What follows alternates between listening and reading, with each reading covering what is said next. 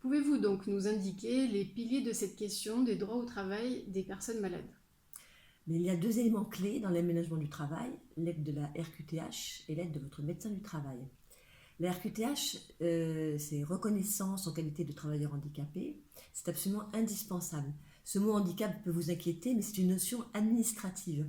Cette reconnaissance ne sert qu'à accéder à des prestations sociales et ouvre le droit pour l'employeur de bénéficier de l'aide technique de l'AGFIP pour le service privé ou du FIPHFP, service public, pour aménager les postes de travail. Elle ne veut pas dire que votre fauteuil roulant est en commande. Pour faire votre demande, vous trouvez sur le site de la Maison départementale des personnes handicapées, MDPH, un formulaire en deux parties à remplir. La première partie est administrative, c'est à remplir si possible avec une assistante sociale parce qu'elle a l'habitude des formulaires. Celles de l'assurance maladie sont très compétentes, entre parenthèses. Pourquoi? Parce que les items sont très nombreux et on s'y perd, on ne sait plus ce qu'on doit demander. Et le certificat médical, il faut vraiment le remplir avec votre médecin traitant. Il faut éviter de lui déposer pour qu'il le remplisse tout seul. Il faut vraiment être avec lui expliquer clairement vos difficultés, ne pas les masquer, parce que ça permettra au médecin de la MDPH de mieux comprendre votre situation. Alors, il est possible de faire cette demande en urgence, mais dans l'ensemble, le délai de réponse est de 6 à 9 mois. La demande est ensuite examinée donc par le médecin de la maison des handicapés, qui est chargé d'évaluer votre état de santé et ses conséquences, à savoir l'ouverture des droits et des différentes prestations, avec ou sans condition de ressources. C'est dire à quel point c'est important de bien détailler votre demande. Alors pourquoi se tourner vers le médecin du travail ou le médecin de prévention dans le secteur public? Il faut y aller en confiance parce qu'il est soumis au secret professionnel comme tout médecin. Il ne doit pas révéler à votre employeur la maladie dont vous êtes atteint, mais il doit communiquer avec lui sur les restrictions que votre pathologie peut entraîner sur le travail dont vous êtes chargé. L'employeur n'a jamais accès au dossier médical, c'est absolument interdit. Ce médecin du travail peut vous aider à évaluer votre aptitude au travail et au poste que vous occupez dans l'entreprise, à établir un plan d'action si cette aptitude est mise en cause, ou à faire des démarches auprès de l'assurance maladie, notamment après la mise en invalidité, après un long arrêt de travail, par exemple. Et alors du coup, quelles sont les solutions envisageables les plus fréquentes pour aménager le travail? Alors, avant toute chose, il faut dire que l'accord de votre employeur est très souvent requis pour l'ensemble de ces solutions. Mais pour tout le monde, employeur comme salarié malade, il vaut mieux un poste adapté plutôt qu'un licenciement. On peut imaginer pas mal de solutions. Alors, les exemples, c'est par exemple l'aménagement de votre poste de travail.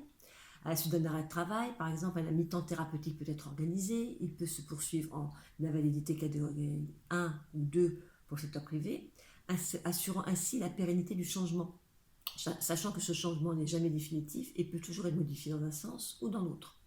On peut aussi organiser un aménagement de vos horaires, de vos jours de travail, des pauses, etc. Tout est possible.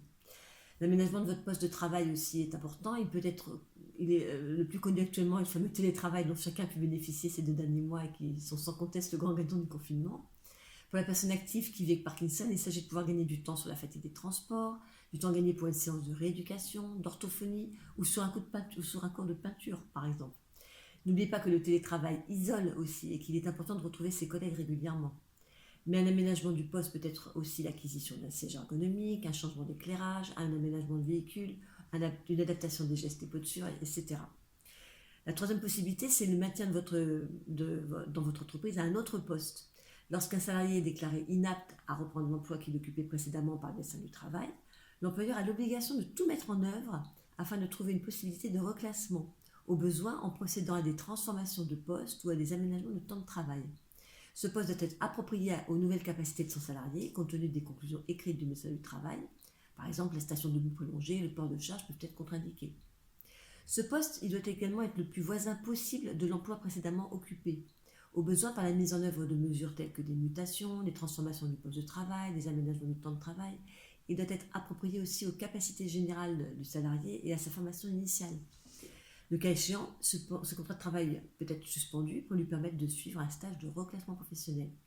Et si aucun emploi à durée indéterminée n'est compatible avec les nouvelles aptitudes du salarié, il est possible de proposer au sein de l'entreprise un emploi disponible à durée déterminée, car le maintien au sein de l'entreprise peut toujours laisser espérer qu'un autre poste se libère ou qu'un autre poste utile à l'entreprise soit créé pendant cette durée. On peut aussi envisager un bilan de compétences. Les personnes handicapées à la recherche d'un emploi ou en évolution professionnelle peuvent bénéficier des subventions de l'AGFIP ou du FIPHPH pour faire un bilan de compétences. L'aide au bilan de compétences et d'orientation professionnelle s'adresse également aux entreprises et la nature et le montant des aides proposées par ces deux organismes varient selon les destinataires. Une formation professionnelle est aussi possible. Les salariés en situation de handicap peuvent également suivre des actions spécifiques de formation sur décision de la Commission des droits et de l'autonomie des personnes handicapées ou CDAPH. Au préalable, ils peuvent définir leur projet professionnel, leur projet de formation dans un centre de préorientation qui s'appelle CPO, ou effectuer ce bilan de compétences. Il y a aussi des contrats de rééducation professionnelle où les salariés en situation de handicap peuvent bénéficier d'un contrat de rééducation professionnelle chez l'employeur ou bien des actions de formation dans des centres de rééducation professionnelle, CRP, qui sont à la fois des établissements médico-sociaux et des organismes de formation adaptés aux besoins des personnes handicapées. Alors, avant de se quitter, est-ce que vous avez, Karine, un dernier conseil? Bien, il y a surtout 2 erreurs à éviter. Ne donnez jamais votre démission parce qu'elle va vous priver de vos droits sociaux et du chômage par la suite. Et surtout, ne laissez pas pourrir la situation en masquant vos symptômes ou en boue, parce que vous allez vous priver de vos droits, des aides possibles. Il vaut mieux un licenciement pour inaptitude au poste bien accompagné qu'un licenciement pour faute professionnelle ou une mise au placard pour incompétence parce qu'on n'y arrive plus. Merci beaucoup, Karine.